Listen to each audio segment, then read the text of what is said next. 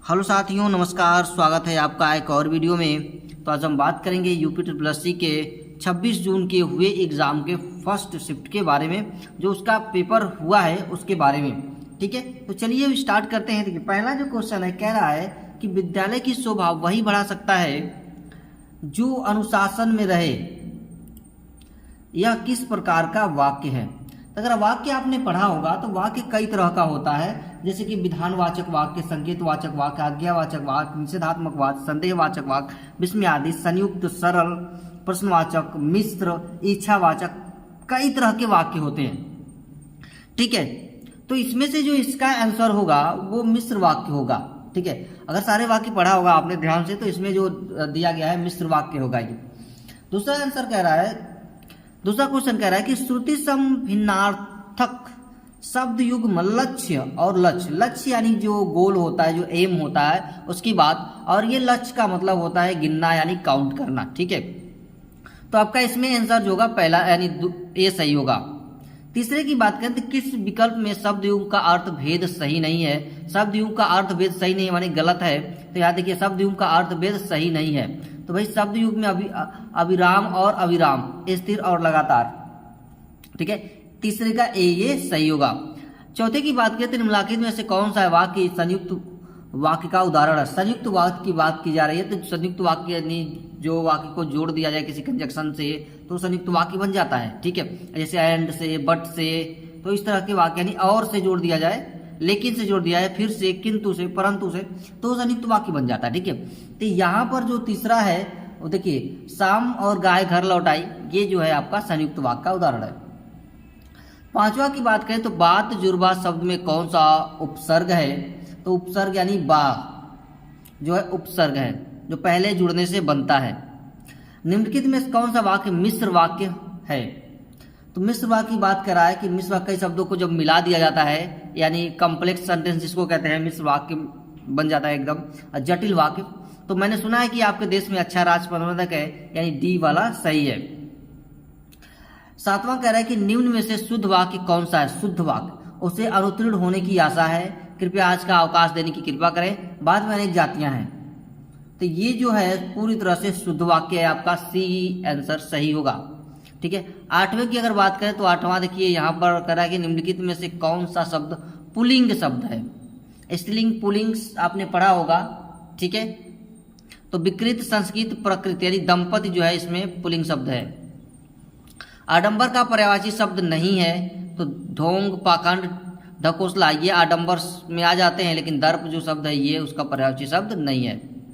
अनुच्छेद को ध्यान से पढ़ना है। देखिए यहाँ पर लिखा हुआ है, कुछ वाक्य लिखे हुए हैं, पैराग्राफ यहाँ पर लिखा गया, उसको ध्यान से पढ़ना है, उसके आंसर देना है। तो बड़े बांधों का निर्माण करना अधिक जटिल क्यों होता है?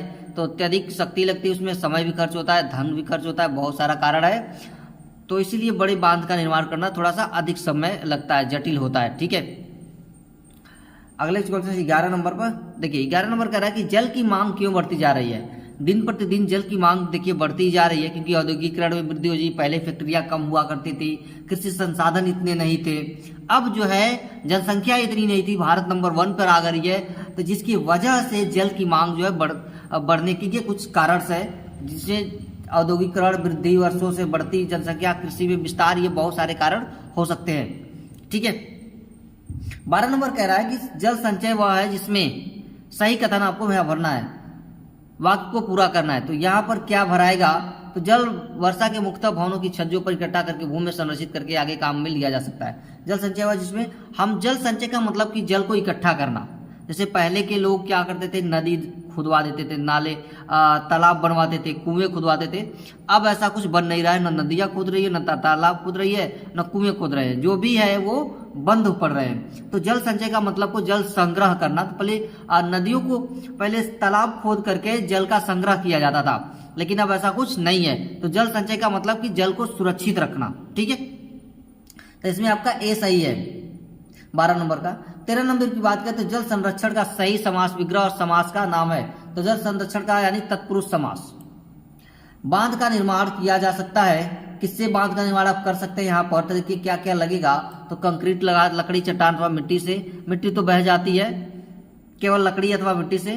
तो ज़्यादा बेटर रहेगा हमें कंक्रीट से, चट्टान, लकड़ी और मिट्टी से सभी को मिला दिया जाए तो, क्योंकि मिट्टी से अगर करते हैं तो मिट्टी पानी जब पाता है तो फूल जाती है, सलसला जाती है, जिसकी वजह से बहने का खतरा रहता है।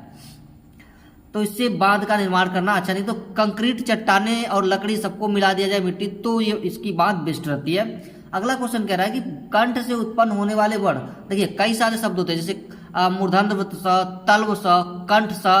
तल्व स का मतलब जो तालू से उत्पन्न हो, मूर्धन्य स जो दांत से उत्पन्न हो, और एक कंठ से जो है गले से उत्पन्न हो। ठीक है, तो गौ, देखिए गौ बोलेंगे गौ तो गले से आएगा, घ बोलेंगे तो गले से, अगर च बोलेंगे तो देखिए त बोलेंगे। कुछ ऐसे नाम होते हैं जो दांत से केवल आते हैं, ठीक है, जैसे ल तो जीभ से केवल आएगा, ठीक है।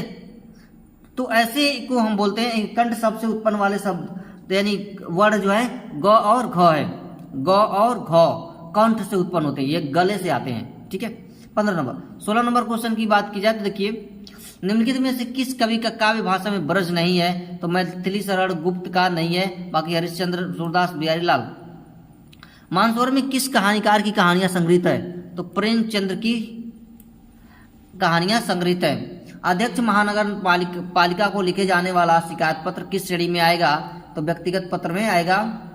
जब प्रथम वर्ष वर्ण व्यंजन और दूसरा वर्ण स्वर हो तो उनके मध्य की संधि क्या कहलाती है? तो व्यंजन संधि कहलाती है। कबीरदास की भाषा कौन सी थी? तो पंचमेल खिचड़ी थी कबीरदास की भाषा। हमने कबीरदास के बारे में बहुत पढ़ा होगा, 9th से ही पढ़ते आ रहे, उससे पहले भी पढ़ा होगा, 9th से तो काफी विस्तार हो जाता है इसका। एक भारतीय आत्मा किसको कहा जाता है? तो माखनलाल चतुर्वेदी को भारतीय आत्मा कहा जाता है। 22 नंबर कह रहा है कि संविधान के किस अनुच्छेद के अनुसार संघ की राजभाषा हिंदी और लिपि देवनागरी है? तो अनुच्छेद 343, ये आंसर सही होगा।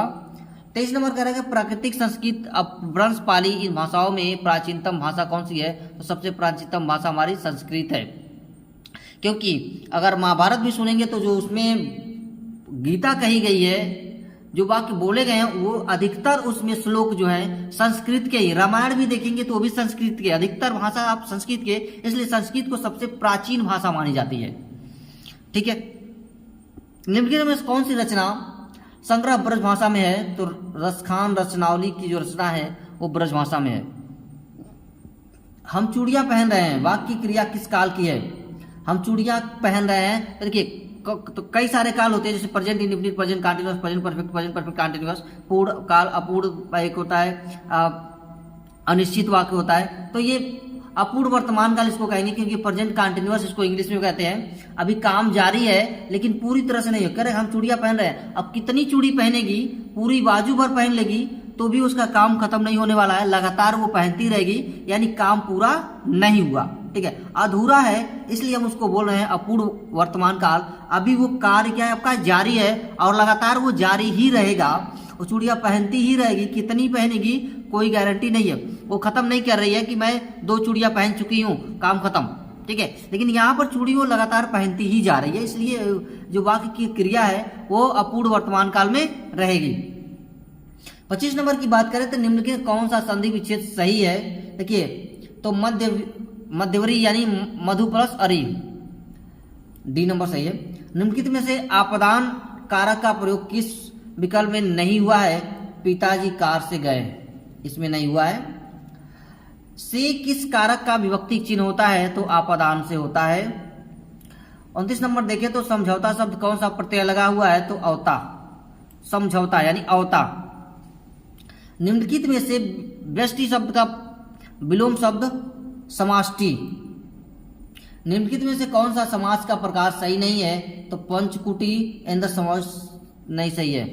अगर अगला 32 नंबर देखे कबहू हो, यानी इसको पढ़ना है, अब पढ़ने के बाद बताना है कि इसमें कौन सा रस है। तो कह रहा है कि कबहू हो या रहनी रहांगो, श्री रघुनाथ कृपालु कृपा ते संत सुभाव गांगो, जल लाभ संतोष सदा काहू सो कछु न चाहूंगो, परहित निरंतर निरंतर मन क्रम वचन नेम निहोंगो।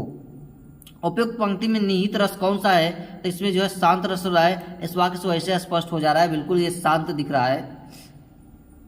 निम्नलिखित उदाहरणों में श्रृंगार रस का उदाहरण कौन सा है? श्रृंगार रस का उदाहरण पूछ रहा है, यहाँ पर दे रहा है, ठीक है। देखिए, गिरता न कभी चेतक तन पर, राणा प्रताप का घोड़ा था, वह दौड़ रहा अरिमस्तक पर, या आसमान का घोड़ा था। उद्वेलित कर अश्रु रश्मियाँ हृदय चिताएं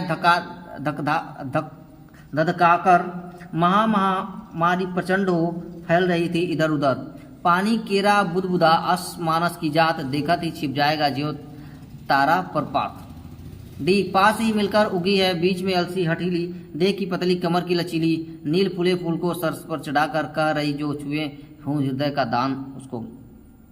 श्रृंगार रस जिसके देखने से जो नायक और नायिका जब एक दूसरे को देखे तो उसके मन में जो एक दूसरे को देख करके जो रस की उत्पत्ति होती है उसको बोलते हैं श्रृंगार रस, यानी सजना और संवरना।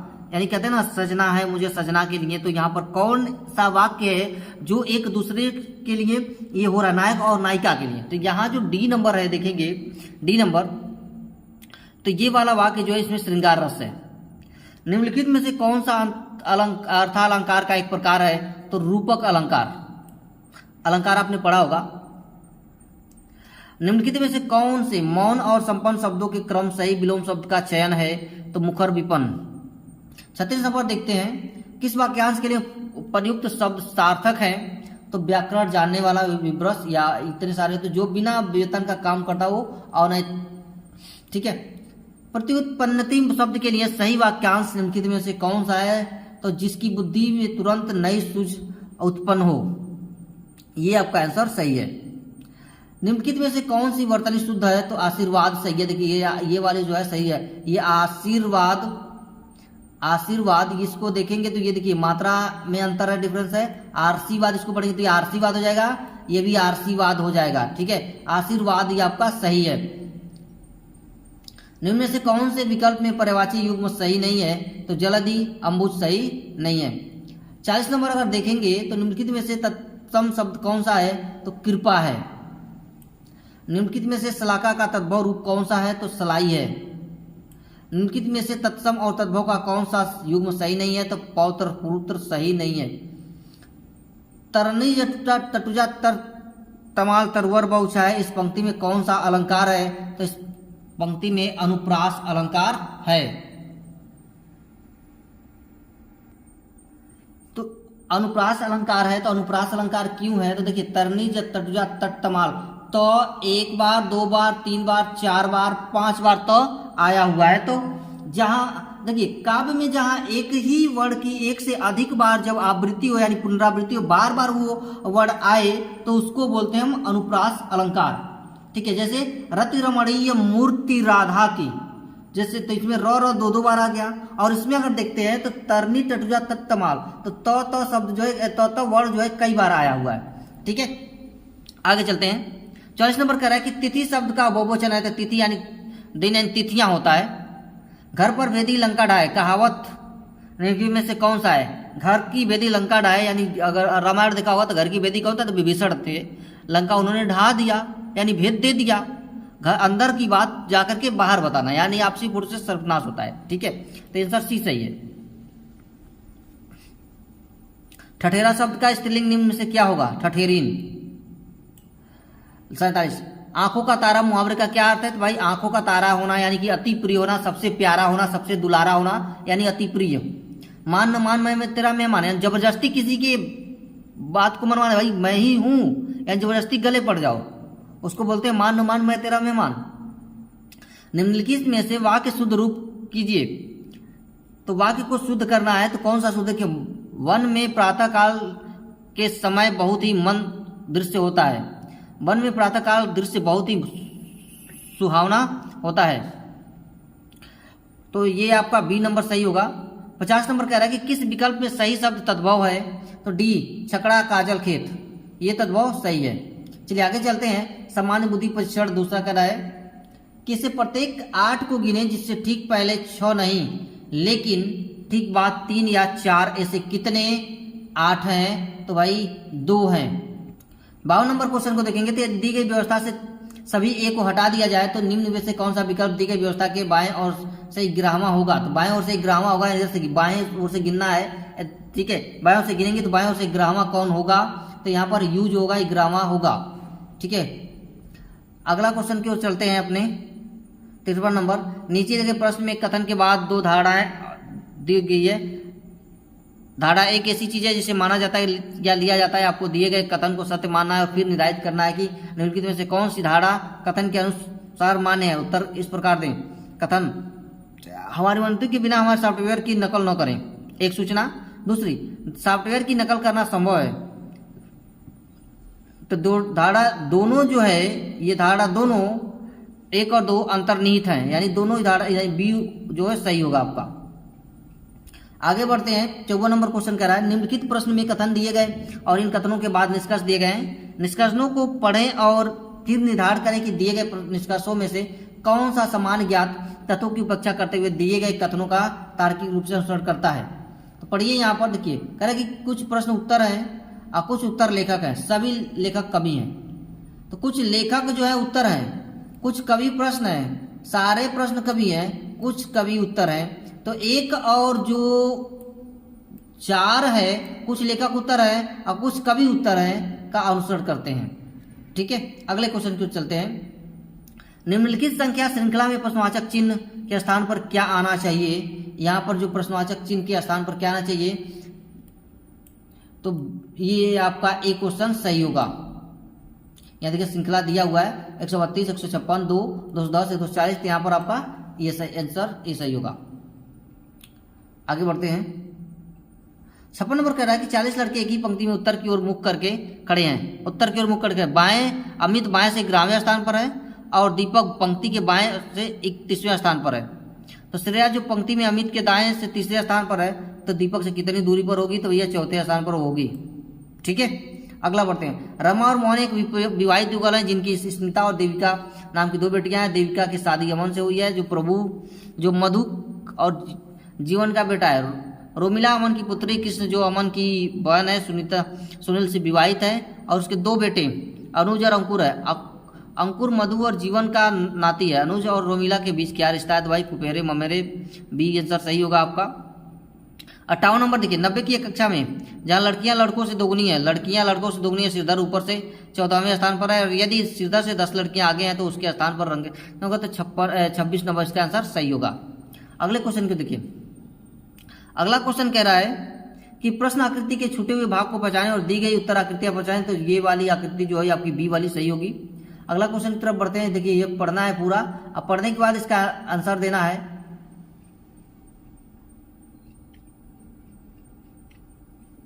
तो कह रहा है कि सरकार की इस नीति से महिलाओं की काफी फायदा हुआ, तो कौन सा इसमें सही है, तो इसमें आपका डी सही है। अगले क्वेश्चन को चलते हैं। 60 नंबर कह रहा है कि महिलाओं को आत्मनिर्भर बनाने के पुरुषों की तुलना में अधिक वेतन दिया जाना चाहिए। यदि आपको लगता है कि अनुमान निश्चित रूप से सत्य या दर्शाते हैं तो दिए गए तो खंडन करता है, तो ये अक्सर बी नंबर सही है। 63 नंबर देखिए। 62 नंबर की ओर चलते हैं। 62 नंबर क्या है, दिए गए शब्दों को अपूर्ण क्रम में व्यवस्थित करें। Run out, delivery, decision, shot, earth, umpire, इसमें कौन सा होगा, तो दूसरा आपका सी जो है इसका आंसर सही होगा, सी। आगे बढ़ते हैं। 63 कह रहा है कि यहाँ कृत्रिम भाषा से अनुवादित कुछ शब्द दिए गए हैं। ये देखिए कुछ शब्द की दिए गए हैं कृत्रिम भाषा से अनुवादित, उल्टे सीधे टेढ़े लिखे हैं। तो किस शब्द का अर्थ ब्लैक विंडो स्पाइडर हो सकता है, इसमें बन जाएगा। आगे बढ़ते हैं। आंसर क्या होगा इसका, देखिए एग्नोस्टिलियम जो है बन जाएगा। यहाँ अपनी ये वाला जो है ये का अर्थ जो है बन जाएगा। ठीक है, आगे बढ़ते हैं। 64 नंबर, यहाँ कृत्रिम भाषा से अनुवादित कुछ शब्द दिए गए हैं। यहाँ पर देखिए कृत्रिम भाषा से बना दिया गया, इसको बिल्कुल पजल की तरफ कर दिया गया है। और इसमें कह रहा है कि हॉर्स राइड हो सकता है, तो कौन सा हो सकता है यहाँ पर, तो यहाँ कौन सा हो सकता है, देखिए आंसर आपका डी सही है। आंसर आपका डी सही है। चलिए आगे करते हैं। निम्नलिखित में से कौन सा शब्द दूसरे स्थान पर आएगा यदि सभी शब्दों को वर्णनात्मक रूप से व्यवस्थित किया जाए, तो एरियर जो शब्द है यहाँ पर एरियर, ये आपका सही होगा। 66 नंबर क्वेश्चन कह रहा है कि वह उत्तर आकृति ज्ञात कीजिए जो प्रश्न आकृति में सन्निहित है। तो उत्तर आकृति ज्ञात करना है, तो ये जो आकृति है वो उत्तर आकृति में सन्निहित है, ढूंढेंगे तो मिलेगा। अगला क्वेश्चन क्यों चलते हैं। 67 नंबर, क्या 4 सदस्यों में पी, क्यू, आर और यस वाले एक परिवार के बारे में कुछ जानकारी निम्नलिखित है।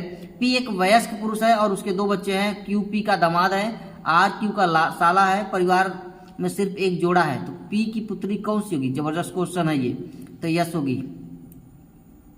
अगले क्वेश्चन की तरफ चलते हैं। अगला क्वेश्चन कह रहा है कि यदि पी का अर्थ डिवाइड है, क्यू का अर्थ मल्टीप्लाई, आर का अर्थ प्लस, एस का अर्थ माइनस, तो 45 Q 30 P, P 10 R 12 S 15 का मान क्या होगा यहाँ पर? तो 132 होगा।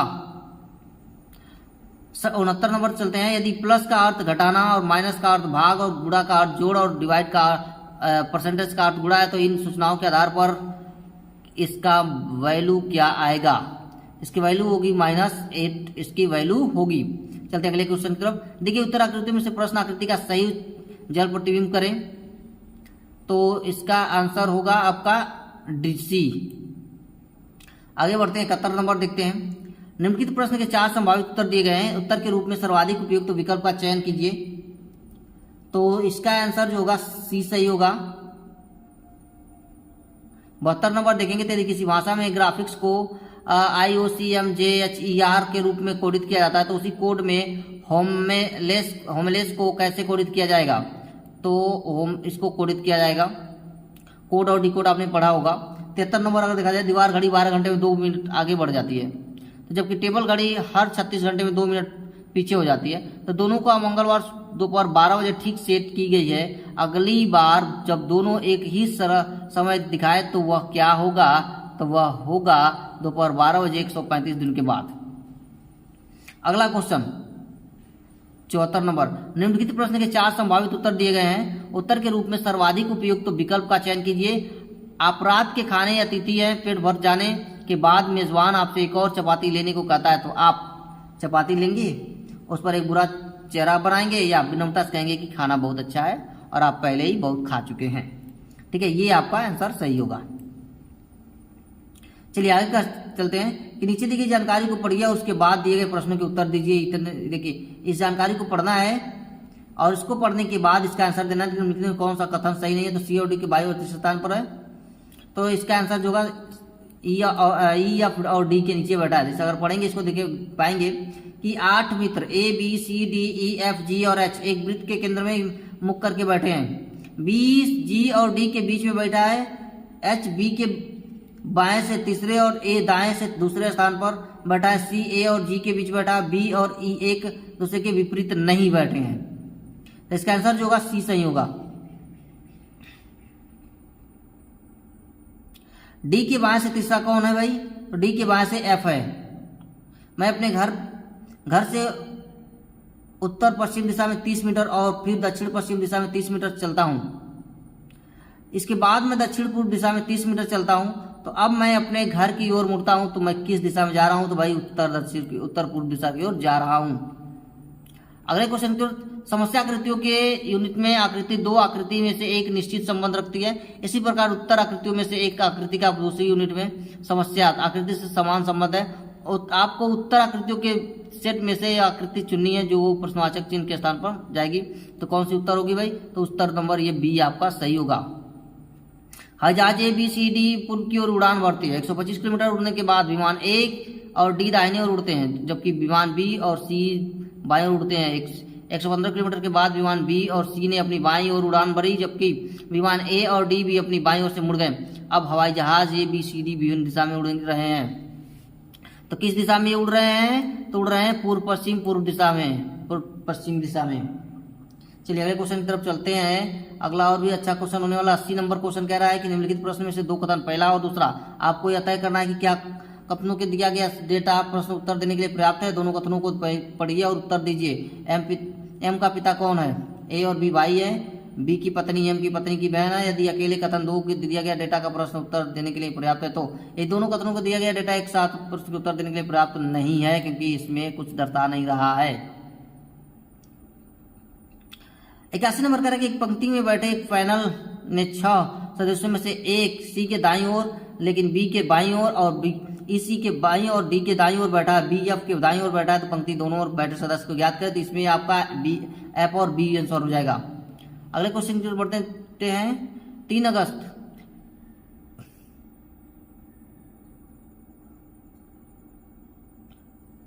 सात पहले पति पत्नी और उनके बच्चे की औसत उम्र 27 वर्ष थी। कि 3 साल पहले पति पत्नी और उनके बच्चे की उम्र 27 वर्ष थी। 5 वर्ष पहले पत्नी और बच्चे की उम्र औसत 20 वर्ष थी। पति की उम्र क्या होगी? तो पति की उम्र होगी 40 वर्ष। 33 नंबर प्रश्न है, आपको एक प्रश्न में 2 कथन दिए गए हैं, प्रश्न का उत्तर देने के लिए कौन सा कथन पर्याप्त है? तो अकेले 2 में दिया गया डेटा पर्याप्त नहीं है। देखिए अगला क्वेश्चन कह रहा है,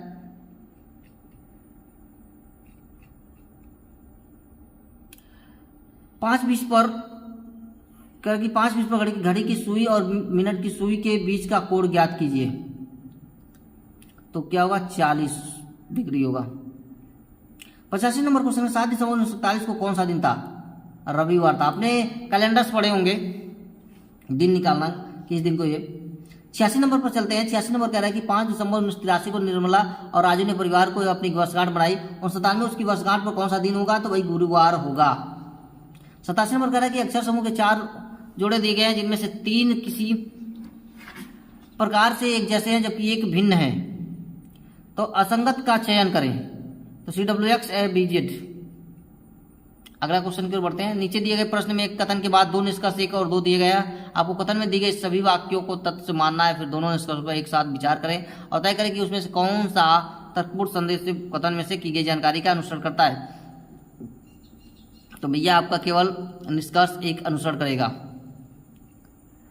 अगला क्वेश्चन की ओर बढ़ते हैं। अगला क्वेश्चन करें कि कथन दिया गया और फिर 2 निष्कर्ष 1 और निष्कर्ष 2 दिए गए। आपको कथन से सत्य मानना है। यदि यह वास्तविक तथ्यों से भिन्न प्रतीत होता है तो फिर दिए गए कथन के संग अपना उत्तर दें कि इसमें से कौन से निष्कर्ष का अनुसरण करता है। यदि यह बुद्धिमान है तो परीक्षा में उत्तीर्ण होगा और परीक्षा में उत्तीर्ण होने के लिए बुद्धिमान होना आवश्यक है। इसमें से कौन सा सही है? अगर बुद्धिमान है तो परीक्षा में उत्तीर्ण होगा। इसमें जो है केवल 1 अनुसरण करता है। दूसरा कह रहा है कि परीक्षा में उत्तीर्ण होने के लिए बुद्धिमान होना आवश्यक है। ये जरूरी नहीं कि परीक्षा में उत्तीर्ण होने के लिए बुद्धिमान है, उत्तीर्ण तो बिना बुद्धिमान वाला व्यक्ति भी हो सकता है। तो इसमें जो है यह यदि बुद्धिमान है तो वह परीक्षा में उत्तीर्ण होगा, नहीं बुद्धिमान तो उत्तीर्ण नहीं होगा। पहला जो है आपका कथन सही है इसमें। अगला क्वेश्चन पर चलते हैं।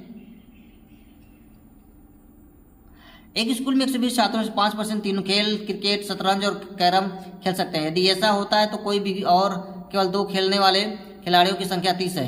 अकेले क्रिकेट खेलने वाले छात्रों की संख्या 40 है। अकेले शतरंज या अकेले कैरम खेलने वालों की कुल संख्या कितनी होगी?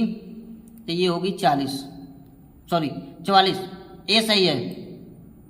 निम्नलिखित प्रश्न में 3 आकृतियां एक्स, वाई और जेड का एक सेट है जो कागज के एक टुकड़े को मोड़ने का क्रम दर्शाता है।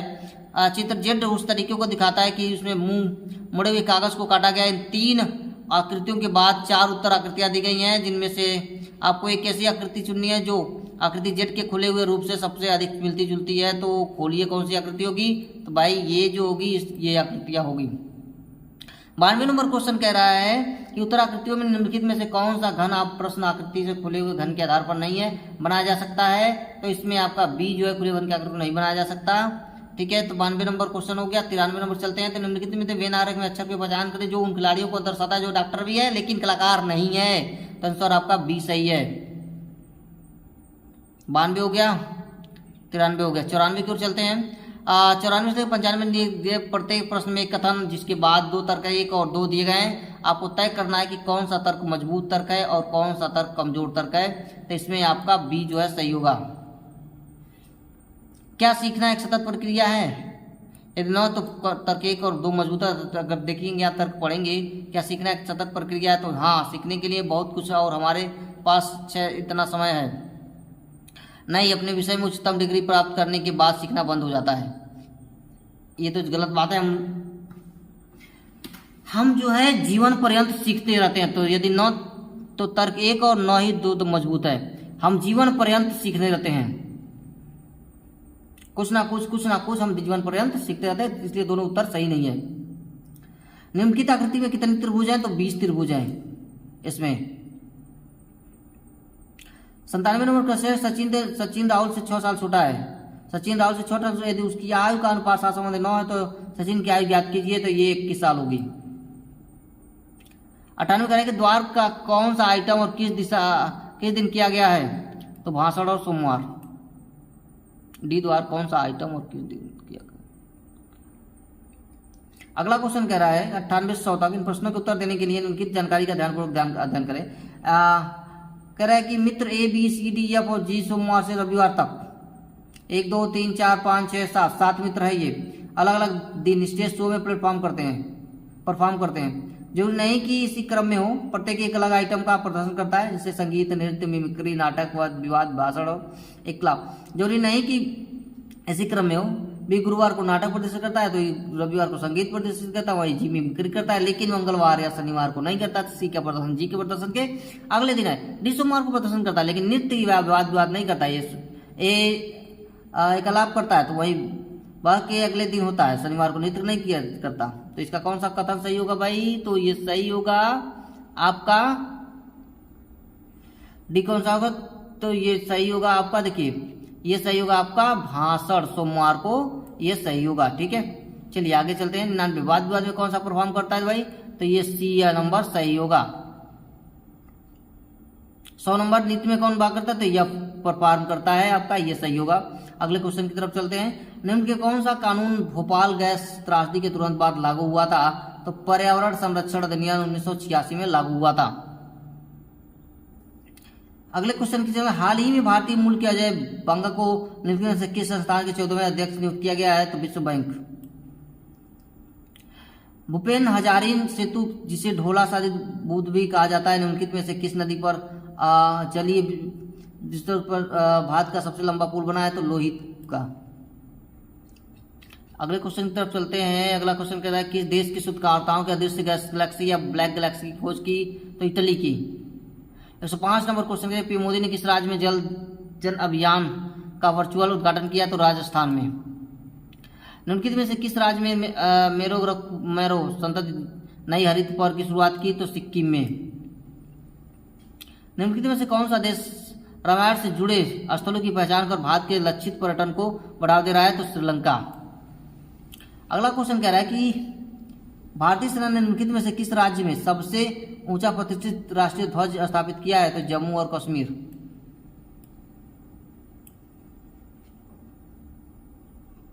109 का कह रहा है कि केंद्रीय मंत्री श्री नरेंद्र सिंह तोमर ने निम्नलिखित में से किस स्थान पर भारतीय चरगाह और चारा अनुसंधान संस्थान में से 20 पर संकरण और भंडार की सुविधा का उद्घाटन किया? तो ये है झांसी। 109 हो गया। 110 नंबर पर चलते हैं। 110 नंबर कह रहा है कि उत्तर प्रदेश सरकार ने खेलो इंडिया योजना के तहत जिले के जिलेवार खेलों को ओडोस एक्स एक जिला एक खेल में शामिल करने के लिए केंद्र सरकार की सहमति ली? तो 10। 111 नंबर क्वेश्चन कह रहा है कि ऑपरेशन सद्भावना भारतीय सेना द्वारा किस राज्य केंद्र शासित प्रदेश में शुरू किया गया था? तो लद्दाख। भारत के निम्नलिखित में से किस राज्य में दुनिया के सबसे लंबे प्लेटफॉर्म का उद्घाटन किया गया? तो कर्नाटक। 13 नंबर कह रहा है कि अर्थव्यवस्था जन नगद आरक्षित अनुपात CRR RBI द्वारा बढ़ाया जाता है तो अर्थव्यवस्था में पैसों की आपूर्ति में कमी लाएगी। 114 नंबर क्वेश्चन कह रहा है कि उत्तर प्रदेश के किस जिले में बालिकाओं को उनके जीवन के विभिन्न चरणों से सशक्त रोकड़ हस्तांतरण प्रदान करने के लिए मुख्यमंत्री कन्या सुमंगला योजना शुरू की? तो लखनऊ। 115 नंबर क्वेश्चन कह रहा है कि भारतीय संविधान में सामाजिक समानता का अर्थ किसे है? तो समाज के सभी वर्गों के लिए समान अवसर। 116 विश्व मौखिक स्वास्थ्य दिवस वर्ल्ड ओरल हेल्थ डे 2023 कब मनाया जाता है? तो 20 मार्च को मनाया जाता है। 117 पशुपति मोहर सिंधु घाटी सभ्यता के स्थल से मिली? क्या मिली भाई? तो मोहनजोदड़ो के स्थल से मिली है। पशुपति मोहर कह रहा है कि सिंधु घाटी सभ्यता किससे? तो मोहनजोदड़ो से मिली है। 118 नंबर क्वेश्चन कह रहा है कि निम्नलिखित में से कौन सा देश बैंकॉक थाईलैंड में APPU Asian Pacific coastal union का प्रभार लेता है? तो भारत। 118 हो गया। 119 नंबर क्वेश्चन कह रहा है निम्नलिखित में से किस राज्य में विश्व का सबसे बड़ा नदी द्वीप है? तो असम में है। निम्नलिखित में से कौन सा शरीर की सबसे छोटी हड्डी है? तो स्टेपीज है जो कान में पाई जाती है। लाफिंग गैस क्या है? तो नाइट्रस ऑक्साइड है। नाइट्रस ऑक्साइड को लाफिंग गैस है, जिसको किसी व्यक्ति को सुंघा देने पर वो बस हंसता ही रहता है। आपने भैरव मूवी देखी होगी विजय थलपति की, उसमें क्या नाम है उसका, जो हीरोइन रहती है उसके मामा अपने मामा को सुंघा देती है तो वो बेचारा उसके मामा हंसते ही रहते हैं। तो निम्नलिखित में से कौन सा विटामिन लाल रक्त कोशिकाओं के निर्माण के लिए महत्वपूर्ण है? तो विटामिन B12 जो है शायद 12, ये विटामिन लाल रक्त कोशिकाओं के निर्माण के लिए सबसे महत्वपूर्ण होता है। मिसमी जनजाति भारत के निम्नलिखित में से किस राज्य की निवासी है? तो अरुणाचल प्रदेश की। गारो और खासी किस राज्य की सहयोगी राजभाषाएं हैं? तो मेघालय की। गारो, खासी, जयंतिया 3 दर्रे भी हैं। निम्नलिखित में से कौन सा पहला और सबसे बड़ा निक्षेपागार है जो वर्तमान भारत में कार्यरत है? तो NSDL की। 126 नंबर का क्वेश्चन देखें तो भारतीय संविधान की किस अनुसूची में पंचायतों की शक्तियों का वर्णन करता है? तो 11वीं अनुसूची की। 127 नंबर क्वेश्चन विश्व प्रसिद्ध मथानिया मिर्च किस राज्य से संबंधित है? राजस्थान से। 128 नंबर का क्वेश्चन देखें तो कि पानी के दबाव की स्थिति में उगने वाले पौधों को किस नाम से जाना जाता है? तो जीरोफाइट के नाम से जाना जाता है। अगला क्वेश्चन कह रहा है आपका कि संविधान का कौन सा अनुच्छेद राष्ट्रीय अनुसूचित जाति आयोग से संबंधित है? अनुच्छेद 338। 130 नंबर क्वेश्चन है निम्नलिखित में से कौन सी 5वीं पीढ़ी के कंप्यूटर की निर्मित है? BBLSI। अगला क्वेश्चन टोडरमल को निम्नलिखित में से किस नाम से जाना जाता है? तो मुशर्रिफ ए दीवान के नाम से जाना जाता है। कलमकारी चित्रकार का संबंध है? तो दक्षिण भारत में हाथ से रंगा हुआ सूती कपड़ा। अगला क्वेश्चन कह रहा है कि चोल साम्राज्य के संस्थापक निम्नलिखित कौन थे? तो विजयालय चौल थे। स्लिट शब्द निम्नलिखित में से किस खेल से संबंधित है? तो शतरंज के खेल से संबंधित है। 136 नंबर क्वेश्चन दुनिया की पहली स्वचालित चालक रहित ट्रेन का अनावरण किस देश में किया गया है? तो जर्मनी में किया गया। स्वचालित चलेगी वो। 138 नंबर क्वेश्चन 138 देखते हैं। दलमा अभ्यारण्य निम्नलिखित में से किस राज्य में स्थित है? तो झारखंड में स्थित है। माई लाइफ किसकी आत्मकथा है? तो बिल क्लिंटन की है। भारत का कौन सा राज्य किसी भी अंतर्राष्ट्रीय सीमा को नहीं छूता था? तेलंगाना नहीं छूता है। जिस ग्रह पर सबसे अधिक वलय है वह है शनि ग्रह। शोषण के विरुद्ध अधिकार में कौन सा निषेध शामिल है? तो अस्पृश्यता से निषेध शामिल है। विश्व भारती विश्वविद्यालय की स्थापना किस भारतीय व्यक्ति ने की थी? तो रविंद्रनाथ टैगोर ने की थी। हाल ही में निम्नलिखित में से कौन सा देश उत्तरी अटलांटिक संधि संगठन नाटो का 31वां सदस्य बना है? तो फिनलैंड बना है। हाल ही में भारत द्वारा स्थायी नामक एक मोबाइल आर्टिलरी लोकेटिंग चरणबद्ध सारणी रडार प्रणाली विकसित की थी। उस रडार का विशिष्ट प्रकार क्या है? तो रडार का पता लगाने वाला रडार हथियार जो भी होता है उससे पता लगाया जाता है। होल मोहल्ला एक त्योहार जो दांव द्वारा बहादुरी, जीत, गौरव और निडरता के बारे में है। किस भारतीय राज्य में मनाया जाता है? तो पंजाब में मनाया जाता है।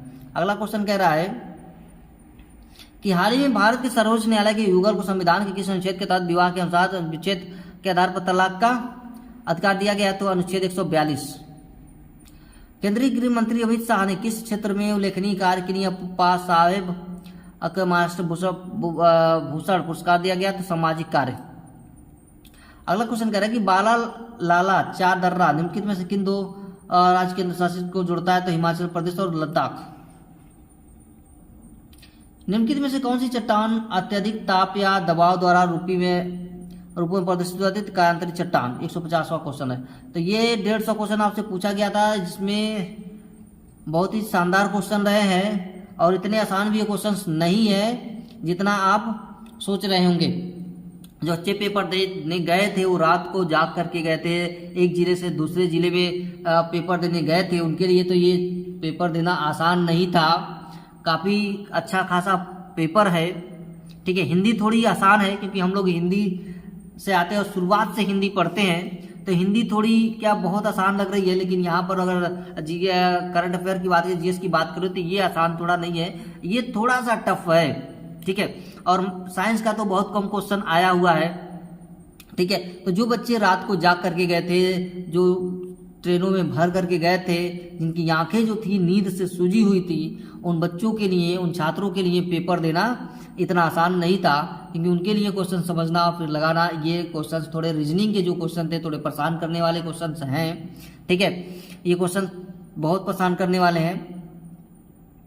तो मुझे उम्मीद है कि ये चीज़ें आपको समझ में आई होंगी, आप अपने आंसर्स को मिला सकते हैं। ठीक है, तो आज के लिए इतना ही, मिलते हैं फिर हम लोग नेक्स्ट वीडियो में। तब तक के लिए आप हमारे चैनल को लाइक, शेयर और सब्सक्राइब करना ना भूलिएगा।